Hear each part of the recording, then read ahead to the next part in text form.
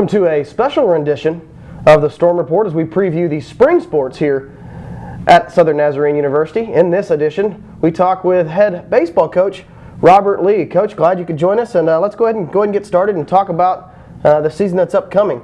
Kind of a rebuilding process over the last 2 years. You guys had back-to-back 20-win seasons.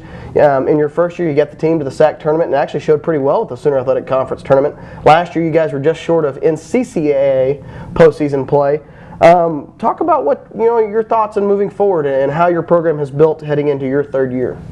Well, when I was hired as head coach here a couple of years ago, we were at a very base level. I think we had maybe 8 or 9 guys on our roster, and we were really blessed with the recruiting that we were able to do in such a short amount of time.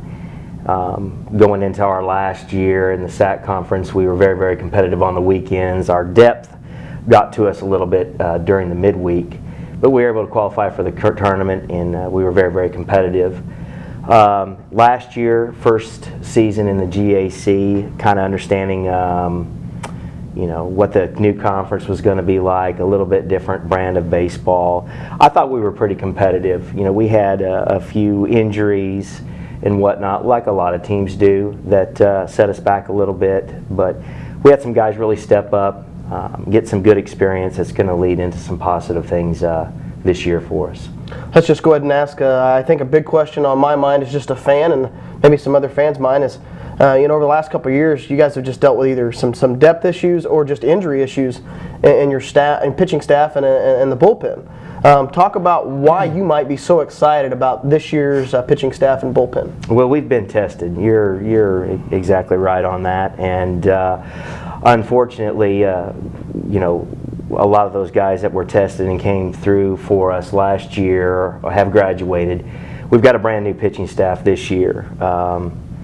And with that, I'm excited because there's a lot of talent there, but anytime you want to learn a new process or a system, it takes a little bit of time.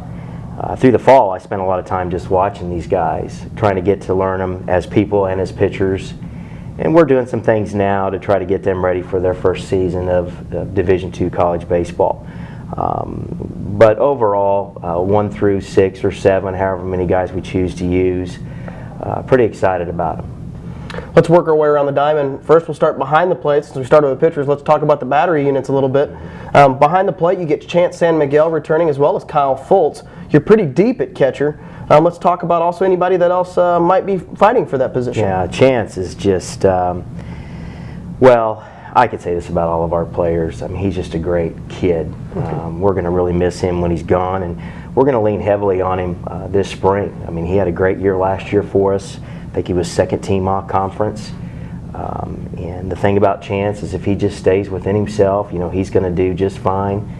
Kyle Fultz is, he's not a backup in my eyes by any reason. He's good behind the plate. He's starting to develop into a guy that I think can call a good game. He's got a plus arm. He's been battling a little bit of a brachial plexus issue that got him early in the fall. But I've been proud of his perseverance and his guts in trying to prepare to play this year. So behind the plate, you're blessed to have one good guy. I feel like we have 2. At first base, Kyle also played a little bit of first base, but talk about some of the new guys. I understand we're having maybe some excitement and maybe a little bit of a competition at first base. Yeah, I could tell you, going through our infield, we're pretty excited about who we have and who we have pushing, guys that we think will get a bulk of the playing time. I mean, we've got some newcomers over at first base. Tyler Wilson, he also throws a little bit for us, is pretty solid there. Kyle Vale is a left-handed pitcher that just transferred in from the break. This guy's got a lot of promise in him. He wasn't here this fall, so he's kind of learning as he goes. Luis Hernandez has taken a lot of reps there at first base. Excited to see what he's going to be able to do. When you move over to second base, we lost Jacob Inbody, and Jacob's just, he's one of those staple guys you want in your program. Good player, solid guy off the field. We miss him. But Dylan Phelan is really stepping up. He's going to be somewhat of, I guess we'd classify him as a redshirt freshman. Guy's got tremendous hands, great skills defensively. Zach Friesen's a junior here for us, and he's played in some big games, and he's pretty solid. When you go over to shortstop, of course, we've got Danny Martinez that we're going to need to be consistent, but Ryan O'Donnell's right behind him, pushing him. And then over at third base, we've got two seniors that, I just love to death. Ryan Brosnan came in last year, didn't necessarily start early on, but got a couple of breaks go his way and finished strong. And then you've got Damian Santa Maria that he's just a grinder, and he's going to play some, and we're looking for good things out of him too. Talk about your outfit a little bit. I know you've always been able to boast quite a bit of speed in your outfit. Ryan McIntosh, Riley Morrow, Austin Simulowicz, just the guys off the top of my head who have good speed and can really track a lot of fly balls down. Mm-hmm. Well, in center field, Riley Morrow out there defensively, I mean, he's a plus player. He can run. Good glove, got a good arm, and he'll be out there starting for his third consecutive year because he started as a freshman and as a sophomore. Ryan McIntosh, we missed him last year. He ended up with a medical red shirt because of a groin issue, and he's just a grinder too. I mean, he's still not quite 100%, but I'll take Mac at 75% because he's going to do the best he can for you. Good speed, great arm. Provides a little bit of leadership out there. And then left field, Austin, just a great kid, solid player. He's going to do everything we ask him to do, and I feel really good about our outfield. Obviously, your starting lineup can change from day to day as players heat up, cool down, whatever. Talk about some of the players maybe we haven't touched on, and maybe some of the guys that could be dark horses for fighting in positions, and maybe could definitely see time at the plate or anywhere in the field. Well, Scott Stanley played quite a bit for us last year in Ryan's absence. We look for him to contribute. Damian Santa Maria, battling Ryan at third base right now. He's going to be a guy that can play solid third base. He could come off the bench and give you a quality at bat. Last year, one of our pitching staff, they didn't really like facing Damian during practice sessions because he would just crowd the plate and just battle you. We've got a guy by the name of Cody Nelson that has been injured. He's had a labrum issue. Tremendous character, works hard. I'm excited to see what he can do when he gets healthy.